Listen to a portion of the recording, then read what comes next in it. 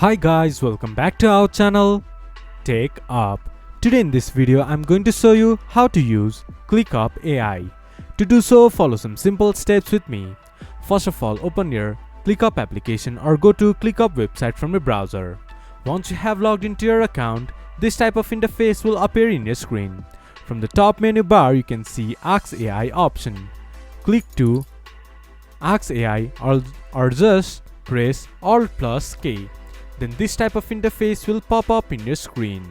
From here, provide product details and AI will generate a compelling description. Give AI your email purpose, take talking points and tone, and it will draft you an email for you. Write keywords related to tasks and AI will suggest a descriptive task title. Depending on the chosen AI tool, you might be able to provide additional details to refine the output. Click on the Generate button to use the AI tool and get your desired output. This is how you can use AI in ClickUp. This much for today's video. If you guys find our video helpful, please leave a like and comment. And do not forget to subscribe our channel and hit the bell icon. I'll see you guys again in our next video. Thank you for watching.